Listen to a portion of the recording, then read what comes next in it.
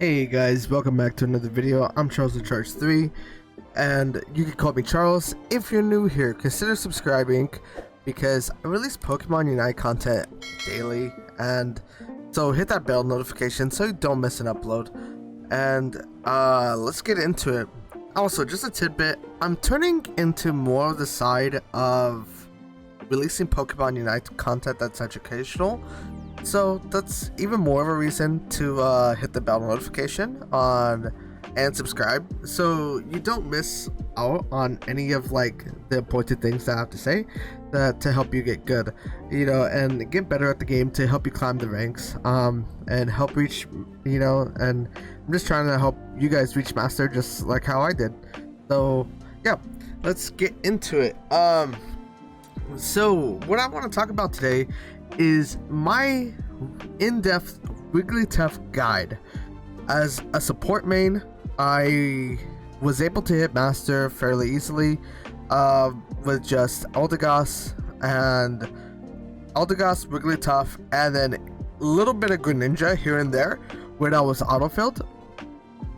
So I want to talk about more of the Wigglytuff side. I'll be releasing guides on Eldegoss and Greninja here shortly, more of an in-depth side of things, a lot of nuances and things like that.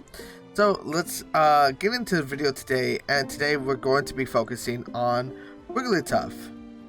Alright. So Wigglytuff, what you want to do when you first get into lane and when the game starts, you really want to look to take the CS. Now, I know that's counterintuitive to what a lot of people would end up telling you, but from a Wigglytuff main, from a really in-depth guide of things, you really need to get to sync. You need to rush to level 4.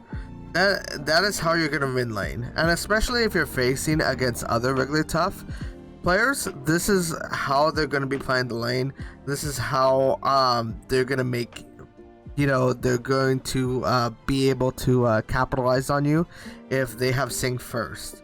Sing is just an overall powerful move, and it pretty much solo wins you the lane.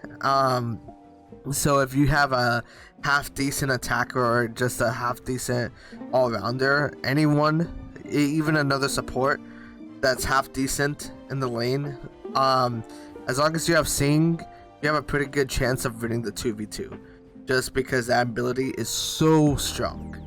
So now that you know the goal, the premise of the levels 1 through 4 is to get Sing. That's the priority. Take all the farm, and the priority is to get Sing. Once you get Sing, you can start letting your attacker have the farm back and everything like that.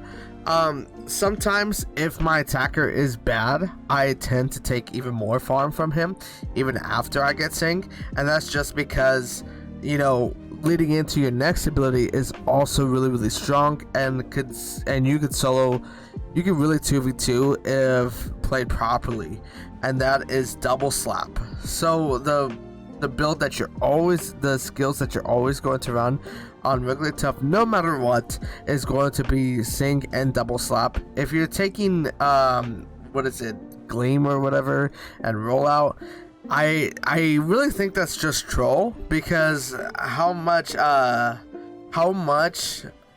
Sing and double slap provide for you is going to be such a difference, so you don't want to do that. And also, you just want to, when it comes to once you get double slap, you want to be very aggressive, looking to push the enemies off their CS, looking to score when possible, and just looking to even further your lead with the Sing and double slap. You don't ever want to let up pressure once you get these two abilities. And so being an aggressive Wigglytuff is the name of the game. So next, I would say, once you have those two abilities, once you get those, now we start looking into, now it's about time to get Drednaw or rotate for Rotom. So how I usually play things out is that I focus the Drednaw or Rotom, right? and I focus to, you know, cut down whoever's low. But I also focus to try to last hit with double slap. Surprisingly, double slap does a lot of damage to Drednaw and Rotom, so you'll most of the time you'll be able to secure it fairly easily. So I just want you to keep that in mind in your next games going forward. Also, just rotations is the best thing for Wigglytuff, because basically wherever you go, you pretty much win the fight. So once you do end up getting the Drednaw, you want to rotate up, and then you want to just look to farm as you're rotating through that river, because for Wigglytuff, getting that farm, getting that upgraded double slap, getting that upgraded sink is just, you know, is pretty much your next priority as a Wigglytuff player. Because because I feel like when it comes to mid game, this is the things that you should be thinking about. Okay, do I need to rotate for the next objective? What objective is up? Is it Rotom or Drednaw? At what time is it? Should I be getting ready to rotate? Is there no objectives up, so I should be farming? Or, you know, if I'm behind, should I even come to this objective, or should I just farm? Most of the time, if I'm really behind, I would just end up farming. If there's no objectives on the board right now, I will just end up farming from there. If there are objectives, say Drednaw is spawning in about 30 seconds, I start preparing my roams for 30 seconds in advance just to get down there. And to keep up on pace with farming, I farm next to my team or next to the objective, so that it's easy for me to rotate to my team if a fight breaks out and if we need to, you know, do anything crazy. And also from here, you know, I do look to sometimes zone the enemy from objectives, but I feel like Wigglytuff is better off staying close to the Drednaw or Rotom, and when someone tries to come in and steal it, you just pop your sing and they fall asleep, and it's very easy for you to get the Rotom or Drednaw, whatever you're trying to do. And this also works that if you're scoring on top of a goal and you're trying to get this goal and you try to break it, whatever, you could, and people are trying to defend it, you could sing, put them to sleep really fast, and then score. That's another little trick that I picked up. You know, it helped me out a few times, and especially with Score Shield, it really turns the fight around, you know. But yeah, so that's all you should be looking at for as far as how to play the early to mid game. And then also, if you do get behind in early game, what I would recommend is taking a few jungle camps. So if you end up dying levels between the levels 1 through 4, you know, before you end up getting your sing, or even, you know, just a little bit later before you end up getting your double slap, what I would do is take a few jungle camps, take a buff here and there. I know people are gonna get mad at me and flame me for this. Hello, jungle mains. I'm sorry, but it really does help you out get back into your levels and to catch up on a lot of XP.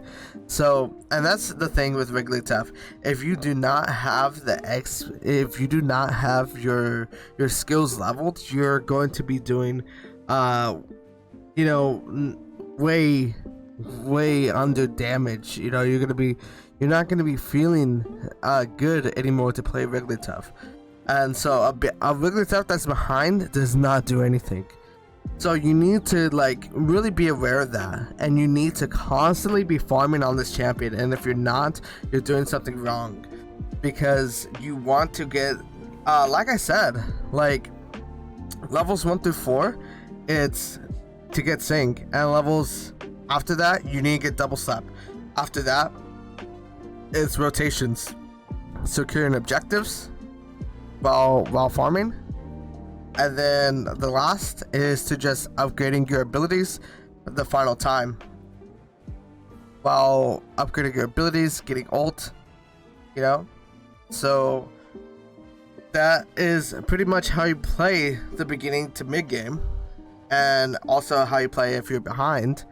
Now when it comes to Zapdos, what I usually say is that if you're ahead, you should never take Zapdos, because if you're ahead, then it gives people a lot of room to be able to steal it, and then if they steal it, then they'll be able to score a lot of points, they'll be able to come back, and it's just doomed from there, right? So what you want to do, if you're ahead as Wigglytuff on Zapdos, and if your team's ahead as well, then you don't want to fight for Zapdos, you don't want to try to be taking it. What you want to do is defend it. Don't let the other team get Zapdos. That's all you have to do, is just stall them from getting Zapdos, wait for the game to run out, and then, you know, win like that.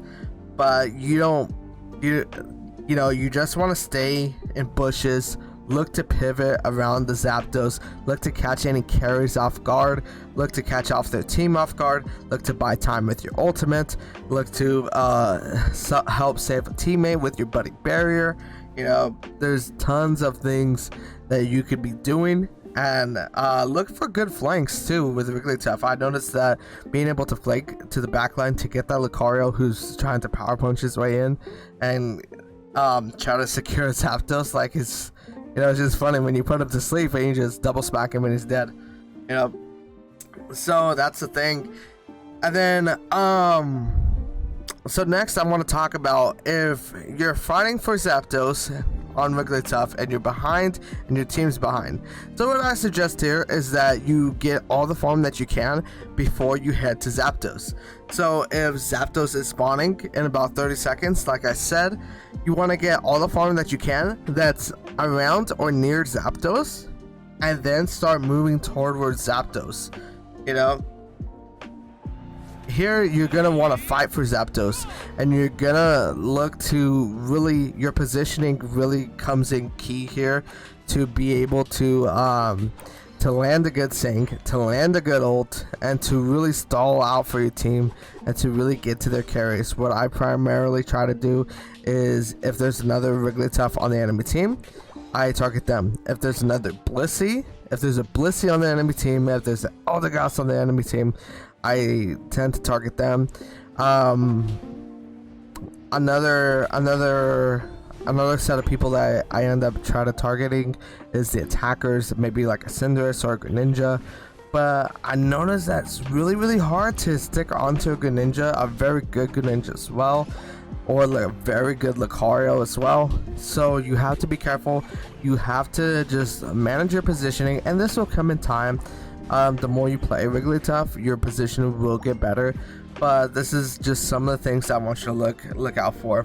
And then when the Zapdos is, you know, getting closer to a lower health and is becoming more and more of a 50-50, you need to start looking to buy time with your ultimate, and to be able to get in there and just double slap that and to try to secure it as best as you can. I cannot stress to you how many times that I was able to secure Zapdos just off of a double slap flash. Just a flash double slaps into ulti, you know.